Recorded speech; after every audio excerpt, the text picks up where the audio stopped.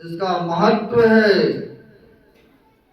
कहा है कबीर संगत साध की, साहब आवे याद, लेखा में सोई घड़ी, बाकी दिन सब बर्बाद। कहते हैं महापुरुष, लेखा में सोई घड़ी, बाकी दिन सब बर्बाद। सुनने में तो बड़ा अप्रिय लग रहा है, लेकिन महापुरुषों ने कहने के लिए नहीं छोड़े। जो सत्संग में समय दे रहे हैं, इसी का महत्व महापुरुष ने बताया, इसी का उपयोगिता सार्थकता बताया महापुरुषों ने। इसलिए कह रहे हैं कबीर संगत साथ की, साहब आवे याद। साहब मतलब परमात्मा, ईश्वर, गॉड, खुदा। अभी यहाँ पर सुमरण में बैठते हैं किस लिए? तो उनको यादें करने बैठते हैं, जब करने बैठते हैं, ध्यान करने बैठते हैं, उस ईश्वर परमात्मा को पाने की ख्याल से, उनको पाने के ख्याल से बैठते हैं सुमरण में। अपने समय को दे रहे हैं, घंटों घंटों बैठते हैं, घंटों घंटों समय देते हैं। तो किस लिए? तो वो साहब को पाने के वास्ते, परमात्मा का दर्शन करने के वास्ते। तो इसलिए कह रहे हैं साहब यावे याद, लेखा में सोई घड़ी, बाकी दिन सब बर्बाद। जो याद करते हैं, सुमरन पर बैठते हैं, सत्संग में बैठते हैं, या धर्म ग्रंथों को पढ़ते हैं, कहते हैं यही समय का सार्थकता और उपयोगिता है। कहते हैं लेखा में सोई घड़ी, बाकी दिन सब बर्बाद। बाकी दिन जो खाया पिया, गप सप किया, यहाँ वहाँ गए, उसका कोई लेखा जोखा नहीं रहा, उसका कोई उपयोगिता नहीं रहा। इसलिए कहते सत्संग में आना चाहिए, समय देना चाहिए। सदगुरु महाराज भी कहा करते थे कभी कभी प्रवचन में कि सत्संग मेरी श्वास है। अगर श्वास नहीं लेंगे, क्या जीवित रह सकेंगे हम लोग? संभव है। और सदगुरु महाराज कह रहे हैं सत्संग मेरी श्वास है। देखिए कितना बड़ा महत्व देते हैं महापुरुष। इसलिए कहते हैं सदगुरु महाराज, नित्य प्रति सत्संग कर ले प्यारा, तेरा कार्य सरे सारा। नित्य प्रति हम लोगों को सत्संग करने के उपदेश दिए हैं महापुरुष। और भी सदगुरु महाराज कहते हैं करी सत्संग, गुरु खोज करिए, चुनिए गुरु साचा, अब बिनु सदगुरु के ज्ञान पंथ सब कच्चा ही कच्चा। गुरुदेव कहते हैं करी सत्संग, क्योंकि शीर्षक में आया कि सत्संग से बहुत बड़ा लाभ होता है। सत्संग दृढ़ होके करो, निर्भय होके करो, निडर होके करो। जो सत्संग निडर होकर के, निर्भय होके करते हैं, जो सत्य को पकड़े रहते हैं, तो कहते परमात्मा तो उन्हीं के साथ रहते। परमात्मा उनके रक्षक होते हैं, क्योंकि सत्कर्म न कर रहे हैं, शुभ काम न कर रहे हैं। इसलिए कहते हैं निर्भय होके सत्संग करो। अब कहेंगे निर्भय होके करने से क्या लाभ होगा, क्या फायदा होगा? मैं आपको दिखा रहा हूँ गुरु महाराज के समकालीन के बाद, क्योंकि संत मत के अमृत कथा में मैंने वो घटना घटित मैंने एक कथा के रूप में मैंने दिया भी। और गुरु महाराज के समकालीन की यह बातें है ना, गुरु महाराज के समकालीन के बातें आप लोग पढ़े होंगे या सुने भी होंगे।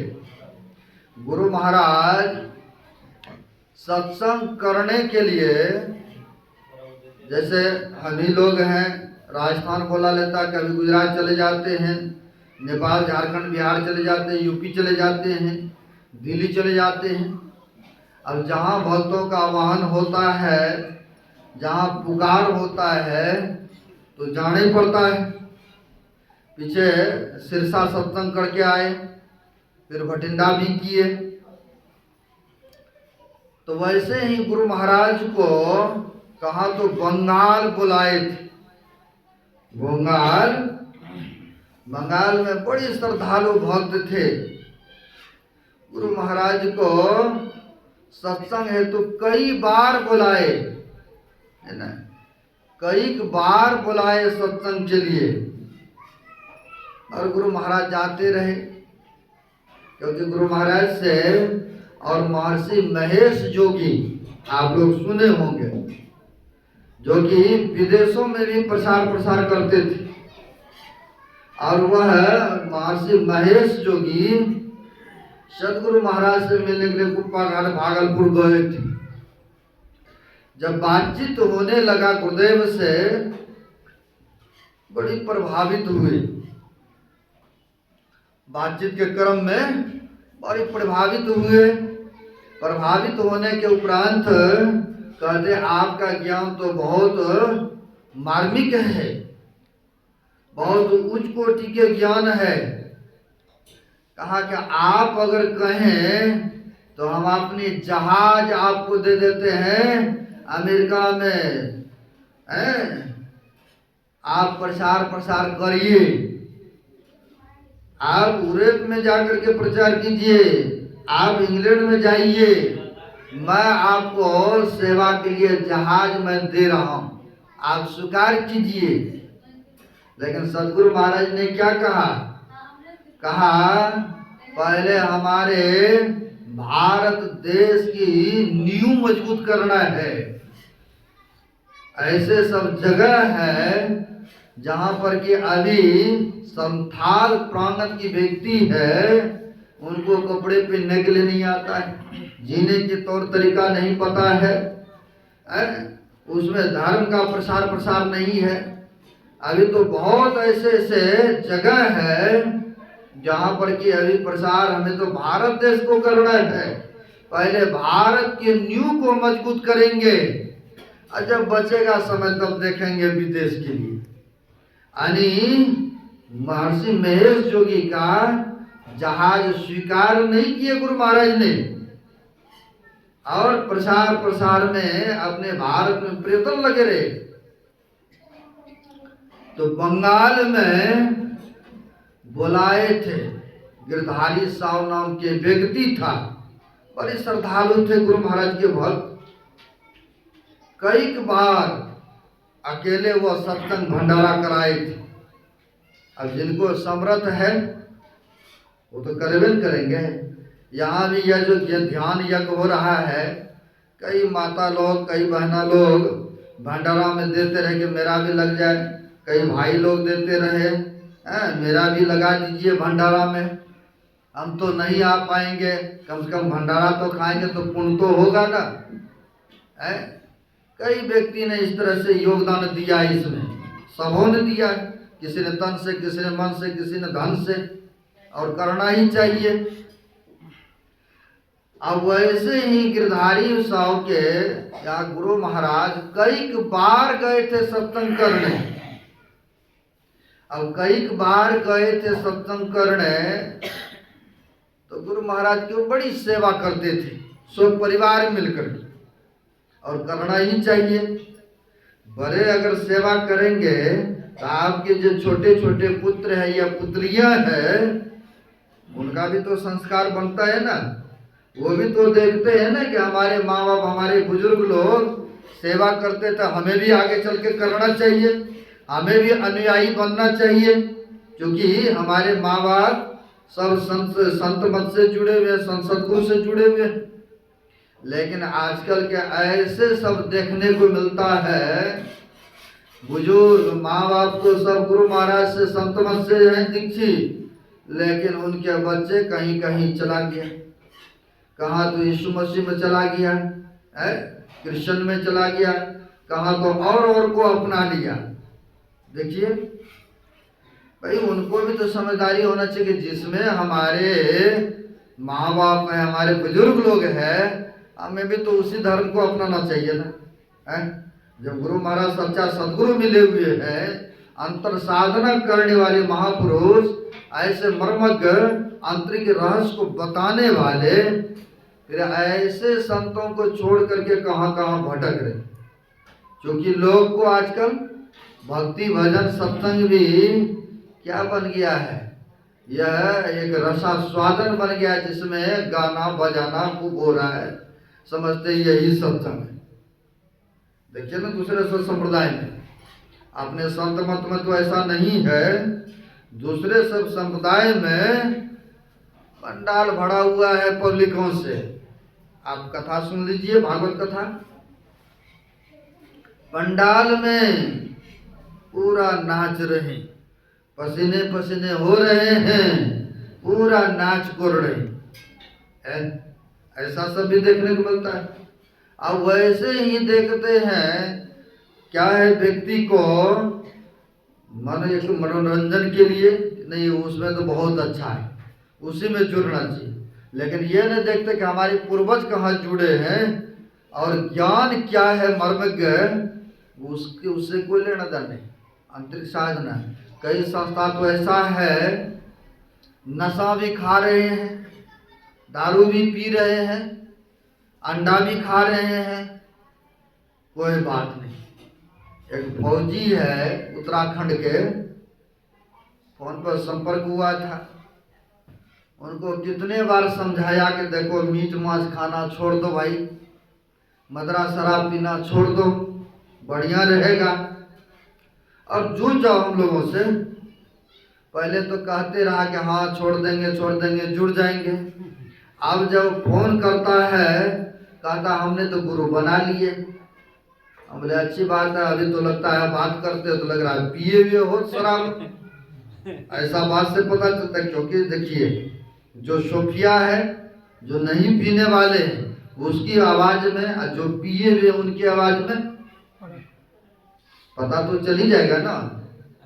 बात ऐसे हुआ, बातचीत क्रम में हमने बोल दिया, आप तो कहते हैं नाम दान लिए हैं, आप तो लगता है शराब पिए हुए अभी।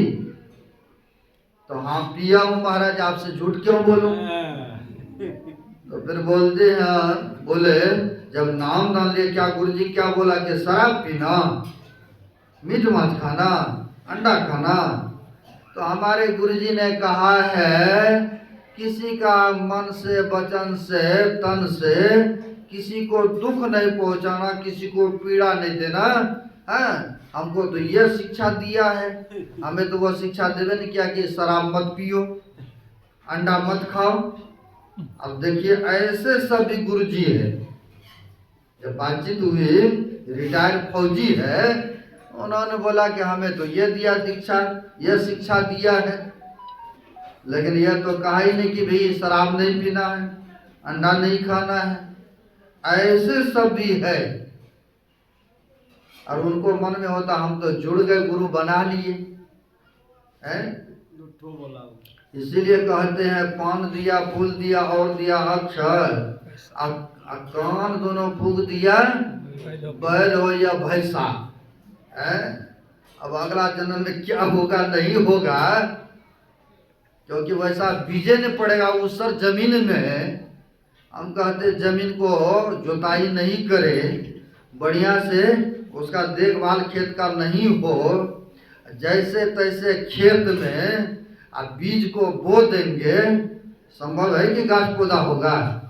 और जब घास पौधा नहीं होगा तो संभव है कि उसमें फल लगेगा, या बीज होगा, या तो कोई मक्की गेहूं उपजेगा है। अब वैसे ही हो रहा है। खैर अपनी करनी अपनी साथ करे सो पावे आपो आप। लेकिन संत महापुरुषों का तो काम है कि अच्छा मार्ग दिखाना, सत मार्ग में ले आना। अब वहां पर मैं चलते हूँ वहां कि वह गिरधारी बाबू बड़ी श्रद्धालु, कई बार गुरु महाराज को ले लेकर के बुला करके अकेले भंडारा सत्संग कराए। होता क्या है, गृहस्थी जीवन है। संजोग ऐसा हुआ उनके पुत्री का विवाह होते हैं कहीं। विवाह होने के उपरांत वर्षों बाद प्रसव होने लगा, यानी जब बच्चे को जन्म देने लगी तो कई बार क्या होता है, बच्चे तो बच जाते हैं जन्म लेते सार, लेकिन माँ बेचारी नहीं बचती। ऐसा देखा हूँ, खगड़िया जिला की बात है, मैसकुट की बात। कोयला गांव है, जन्म देते सार बच्चा, बेटिया बच गए, बच्चे को जन्म दी बेटिया, लेकिन माँ डेथ कर गई, है ना।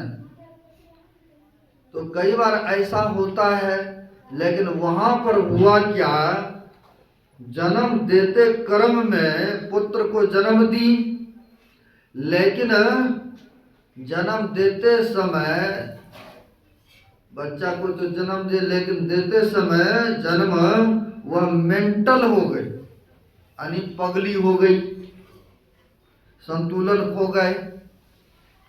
और जब संतुलन खो देंगे तो कहाँ जाएंगे, क्या बोलेंगे, कब खाएंगे, क्या करेंगे, उसका तो कहना ही क्या है। तो क्या अपने आप में नहीं है?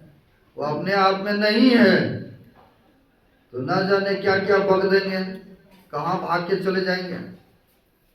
अब घर के लोगों को तो एक तरफ खुशी हुआ कि पुत्र का जन्म हुआ है घर में, लेकिन दूसरी तरफ जो है मेंटल हो गई, चिंता की बात हो गई ना। अब माँ नहीं है तो बच्चे को देख रहे कैसे, तो जगह जगह पर जा जाके इलाज वगैरह सब कराए, बहुत दूर दूर तक लेके गए, लेकिन ठीक नहीं हुआ। अब धीरे धीरे बच्चा भी पलते रहा, बढ़ते रहा, पलते रहा, बढ़ते रहा। संजोग ऐसा कि गुरु महाराज का सत्संग कहाँ, तो भागलपुर कुप्पा घाट में, जैसे कल रविवार है ना, वैसे रविवार के दिन में बहुत सारे लोग दर्शन ख्याल से या प्रवचन सुनने ख्याल से, कहते संतों के दर्शन से भी बहुत बड़ा लाभ होता है। कबीर साहब ने तो कहा है, कबीर दर्शन बड़े भागे सो पाए, और जो होवे सूली सजाए, कांटों पे टल जाए। कहते संतों महापुरुषों का दर्शन से भी अगर सूली का सजा है, बहुत बड़ा कष्ट पीड़ा आने वाला है, दुख आने वाला है, तो कहते ये कंडा चुभा करके उनसे वो जो बहुत बड़ा कष्ट आने वाला तो उनसे मुक्ति दिलाते हैं, उनसे छुटकारा दिलाते हैं, उन पीड़ाओं से, उन कष्टों से। भोगना तो पड़ा, लेकिन बहुत भोगना था, लेकिन थोड़े से भोगवा करके छुट्टी मिल गई, तो फायदा हुआ कि नहीं हुआ संत महापुरुषों के पास जाने से। अब बहुत सारे लोग सत्संग के लिए आ रहे थे, गुरु महाराज के दर्शन के लिए आ रहे थे। कई बार होता क्या है, बड़ा बड़ा अधिवेशन होता है तो कई बार गाड़ी घोड़ा कर लेते हैं। अभी भी एक टेम्पो आने वाला है, भक्तों का फोन आया है कि लुधियाना से हम लोग आ रहे हैं। हम बोले आइए, आपका स्वागत है, स्वागत है। गाड़ी कर करके सब आदमी जाने की तैयारी में थे, तो बिहार प्रांत में ट्रैक्टर किए थे, नहीं बड़ा बड़ा अधिवेशन में जाते हैं ना, तो पुआल रख देते हैं और उसमें बैठ करके बहुत लोग जाना न करते हैं। तो सब माता लोग, भाई लोग उस ट्रैक्टर में बैठ रहे थे। वो भी पगली ना जाने इधर उधर से आई, और वो भी जाके बीच में बैठ गई। अब बैठ गई तो माई लोगों ने उनको खींच के उतारा। अब उतारने लगते हैं तो वो उतरती हो नहीं है। अब उतरती नहीं है, जबरन उसको उतारे खींच करके फिर चढ़ जाए, अब उतरवे नहीं कर रही है। लोगों ने कहा कि देखो आप जब यह जाना ही चाहती है, कोई बात नहीं, इनको ले चलते हैं। अब बार बार इनको उतार देते हैं, फिर बढ़ जाती है। चलो कोई बात नहीं, इनके बच्चे को भी ले चलते हैं, हम लोग देखभाल संभाल करेंगे, ले चलते हैं। अब सब मिल करके वह पगली को ले आए, उनके बच्चे को भी ले आए। गुरु महाराज का सत्संग प्रवचन हो रहा था, बैठा सत्संग सुना, रात्रि विश्राम हुआ। मन में हुआ कि चलेंगे ना शाम में थोड़ा घूम फिर लेते हैं, तो सब व्यक्ति रह गए। अब होता क्या, वहां पर धूप का मौसम था, धूप का गर्मी का मौसम।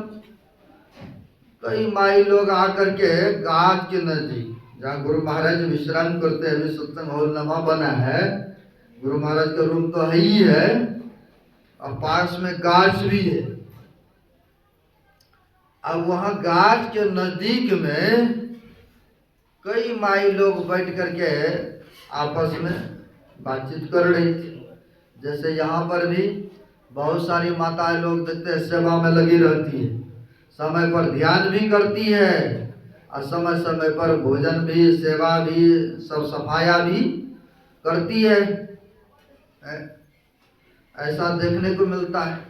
अब वहां पर क्या था, हल्ला कर रही, अब हल्ला गुल्ला हो रहा था। अब पूज्य गुरु सेवी भगरथ स्वामी क्या था, भोजन के बाद गुरु महाराज को ना विश्राम कराते थे। अब विश्राम में थे गुरुदेव, लेकिन ये लोग आपस में बहुत शोरगुल कर रही थी।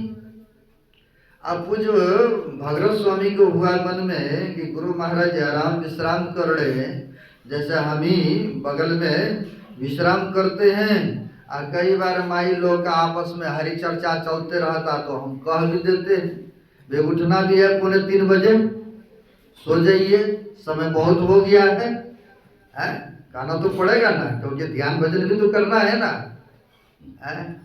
तो उधर से हम कह भी देते हैं, और समय समय पर जगा भी देते हैं। कई बार ऐसा होता है। अब होता क्या है, वहां पर कुछ गुरुसेवी भगरथ स्वामी सेवा में रत थे, गुरु महाराज को भोजन कराने के उपरांत विश्राम कर रहे थे। तो वह माई लोग आपस में बहुत हल्ला गुल्ला कर रही थी। अब आपस में हल्ला गुल्ला कर रही थी, तो सोचा कि हम मैं जाऊं, उनको मना कर दूं, यहाँ से भगा दूं, हल्ला करना मना करूं। लेकिन सोचते हैं कहीं मैं वहां जाऊं और यहाँ गुरुदेव कुछ मांग ले, पुकार लगा दे, फिर तो सेवा में चूक जाएंगे, त्रुटि हो जाएंगे, गुरुदेव को कहीं कष्ट ना हो जाए कोई बात से। अब यही एडजस्टमेंट में थे, मन में चल रहा था क्या करूं क्या नहीं। लेकिन होता क्या है, गुरु महाराज जो विश्राम कर रहे थे, आराम कर रहे थे, गुरु महाराज अपने सेवक से कहते हैं कि ए भगरथ, हमें उठा के बैठा दो। गुरु महाराज जो कि भोजन के बाद आराम करते थे, संतों की मौज निराली, गुरु महाराज अंतर्यामी। गुरु महाराज कहते हैं अपने सेवक से हमें उठा के बैठा दो। तकिया मुसलम लगा दिए, गुरु महाराज को उठा के बैठा दिए, पांव लटके रहे, नीचे कर दिए, और गुरु महाराज खखार किए, खखार का पात्र रखे हुए थे, उसे लाया और उसमें खखार किए, क्योंकि जर्जर अवस्था हो गए थे। तो सब कुछ सेवक लोग लगे लगे रहते थे। तो वह साफ करने के लिए बाथरूम में गए, वो पात्र लेकर के, और उतना ही देर में वो जो माई हल्ला गुल्ला कर रही थी, वह उस माई के बीच से निकल के दौड़ के आ गए गुरु महाराज के रूम। अब गुरु महाराज का रूम तो खुला खुला है? अब रूम के बीच में आ गए। अब रूम के बीच में आ गए, गुरु महाराज का पांव लटके हुए हैं नीचे, और यह पगली अपना माथा को गुरुदेव के श्री चरण में रखना चाहिए, रखना चाहती है। जैसे गुरु महाराज के चरण पर अपना माथा को रखना चाहती है, माथा टिकाई, गुरु महाराज ने ऊपर कर लिया अपना पांव को, और ऊपर करके थोड़ा सा सटा दिया। तब तक में सेवक आ गए, गोस्वामी जी महाराज आ गए। तब तक में एक माई भी आ गए उनके साथ के। ये पगली देखो गुरु महाराज के रूम में चले गई है। अब होता क्या है, गुरुदेव की कृपा, क्योंकि दर्शन भी हो रहा है, सत्संग भी सुनी है, चाहे दूर से ही सुन रही थी, आखिर कान में तो सब जा ही रहा था ना है?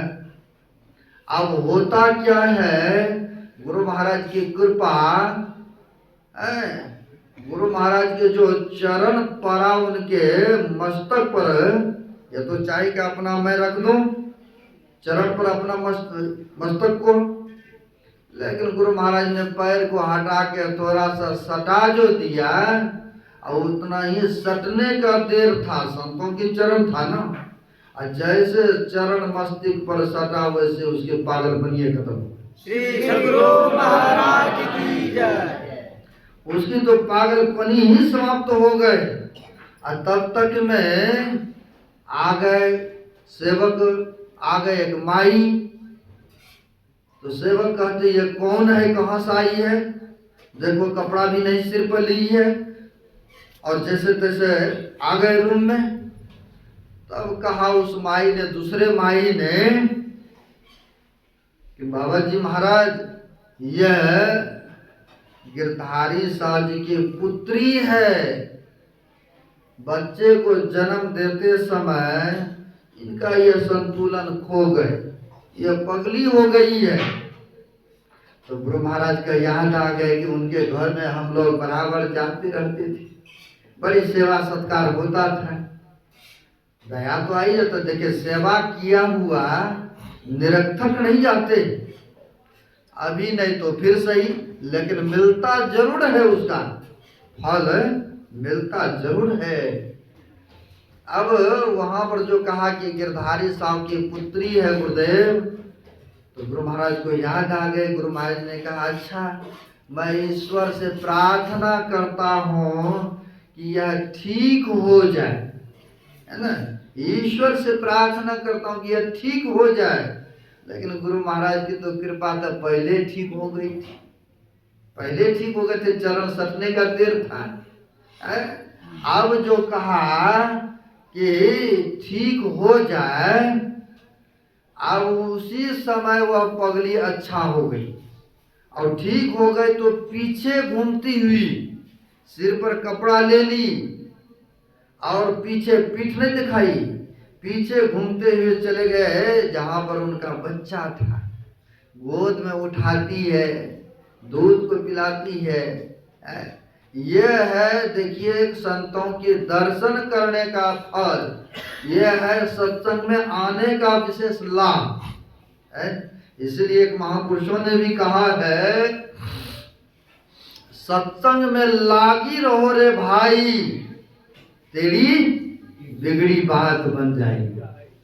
जो जन्म जन्म से बिगड़ा हुआ है, सब न चाहते बनाने के लिए। यहाँ पर जो बैठे हैं, कमर में दर्द, एक माई तो कहती है घुटना में दर्द हो रहा है, क्योंकि बैठना पड़ा, गोली टैबलेट दीजिए, सिर दर्द का टैबलेट है, देह दर्द का टैबलेट, बुखार का टैबलेट, कैल्शियम टैबलेट, सब ले आके रखा हूँ कि जिनको जो चाहिए है। लेकिन ध्यान तो सबको करवाएंगे, क्योंकि काम रोजगार छोड़ के ना आए हैं, परिवार को छोड़ के ना आए हैं, सबको तो साधना में बैठाएंगे, है? सब बैठते भी हैं। तो कहने का भाव, कहने का मतलब, कहते हैं सत्संग में लागी रहो रे भाई, तेरी बिगड़ी बात बन जाएगी। बिगड़ा हुआ जो जन्म जन्म का बात है वह बन जाता है, अच्छा हो जाते हैं। कहते वर्तमान अगर अच्छा रहा तो भविष्य भी अच्छा हो जाएंगे, भूतकाल भी बन जाएंगे आपका, है? जो अशुभ में बीता है उसको भी तो शुभ बना सकते हैं ना, है? तो इसलिए सत्संग और ध्यान नित्य प्रति करना चाहिए। अभी जो सुन रहे थे गुरु महाराज के प्रवचन में कि नित्य प्रति ध्यान सत्संग मनुष्य को करना चाहिए। नित्य प्रति सत्संग ध्यान करते रहेंगे तो क्या होगा? हम लोगों को तो पता नहीं चलता है कि हमारी पहुंच कहाँ तक हुआ है ना। कई भक्त लोग तो अधीर हो जाते हैं, महाराज इतने बरस हो गए हमको दीक्षा नामदान लिए, लेकिन अभी तक तो प्राप्त नहीं हुआ है, कुछ अंदर में तो कुछ देख नहीं रहा हूँ। क्या ध्यान भजन में कुछ बन रहा है कि नहीं बन रहा है हमसे? अब हम कहते हैं एक पत्थर है, अब पत्थर को कहाँ 500 चोट हथौड़ा मारेंगे अब तब जाके कहीं 2 हिस्सा में होगा या 4 भाग में होगा, तब न टूटेगा। 500 बार चोट लगेंगे उस पर तब न वो टुकड़े टुकड़े होंगे। अब कोई 400 मार दे या 499 मार दे, कहे नहीं अब नहीं होगा, ये टूटने रहा, छोड़ देते हैं, ये तो कमाई हमारी है ना। लगाते रहिए ड्यूटी, हाजिरी लगाते रहिए धीरज के साथ, विश्वास के साथ। इसलिए कहा एक संतों ने, रे मन धीरे धीरे सब कुछ हो, माली सींचे सो घरा, ऋतु आए फल होए। नहीं, आम के लीची के गाछ है, खूब उसमें खाद दीजिए, खूब पानी देते रहिए, खूब स्प्रे कीजिए, फल मिलेगा? अभी निकलेगा? वो तो समय आने पर तभी मिलेगा। उसी तरह से ध्यान सुमरण सत्संग करते तो रहिए, ध्यान सत्संग सुमरण करते रहिए, पुण्य कर्म करते रहिए, धर्म में जीवन व्यतीत करते रहिए, और समय आने पर तो फलो होगा, फूलो होगा ना। इसलिए कह रहे हैं, रे मन धीरे धीरे सब कुछ हो, धीरे धीरे न होगा। और जिनकी प्रारब्ध की कमाई है तो उनको तो चलिए कहना ही क्या है, उनको तो बस जैसे सूखी लकड़ी है, बस एक बार खाली आग उसमें आ जाए घेर में, देखिए जल करके राख कर देते हैं कि नहीं। अब भींगी हुई लकड़ी हो, गीली हो, आग दे देंगे तो क्या पकड़े, जलेगा? तो उसके लिए तो बहुत प्रयत्न करना पड़ेगा ना, तेल डालना पड़ेगा, जल तो जाएंगे, लेकिन उसको सुखाना पड़ेगा लकड़ को, या तेल डालना पड़ेगा, सूखी लकड़ी और डालना पड़ेगा। जब उनके सानिध्य करेगा तो फिर देखिए वो गीली लकड़ी भी जल जाएंगे। वैसे ही यहाँ पर आप लोग हैं, आप लोग चाहे गृहस्थी में हैं, बाल बच्चेदार हैं, नाना जाल कार्य में हैं, लेकिन यहाँ पर आकर के बैठे हैं तो सानिध्य किनके कर रहे? सूखी लकड़ी के सानिध्य किए। और जब सूखी लकड़ी के सानिध्य किए हैं तो धीरे धीरे तो आप भी सूख जाएंगे ना, आपकी भी तो संस्कार बनेगा ना। और फिर जो गीली लकड़ी था, जो संस्कार हमारा नहीं था, जो संस्कार हमारी उस तरह का नहीं बन पा रहा था, और यहाँ पर आकर के साधना शिविर में तो संस्कार बना रहे ना। ये सबके साथ में, बाबाओं के साथ में, साधक वृंद के साथ में, यानी अपनी गीली लकड़ी जो था उसको सुखाने का काम हो रहा है, यानी संस्कार बनाने का काम हो रहा है। यहाँ पर आकर के बैठे हैं तो क्या होगा? ध्यान बनेगा। अब बनता है तो ना घंटों घंटों तक बैठते हैं, और नहीं बनता तो बैठते, संभव था? आप लोग को बन रहा है, यानी चल रहे हैं अंधकार में, तो पता नहीं चल रहा है। इसलिए हम लोगों को उकताना नहीं चाहिए, उबना नहीं चाहिए। महर्षि साईं स्वामी जी महाराज ने कहा है, उबिए नहीं, कोई भी काम में उकताना नहीं चाहिए, उबना नहीं चाहिए। धीरज के साथ, विश्वास के साथ, श्रद्धा के साथ सत्संग ध्यान सुमरण करते रहिए। अब तो मात्र 5 घंटा ही बचा है, 5 घंटा ही बचा है, लेकिन मुस्तैदी के साथ मन को जप में लगाइए, ध्यान समय पर आकर के बैठिए। इसलिए आप सबों से विनती है कि जो समय चला गया वो वापस तो नहीं आएंगे, लेकिन जो समय बचा है इसको सार्थक में लाइए, उपयोग में लाइए। कल जो है कुछ सूचना भी दे दें। कल की सूचना यह है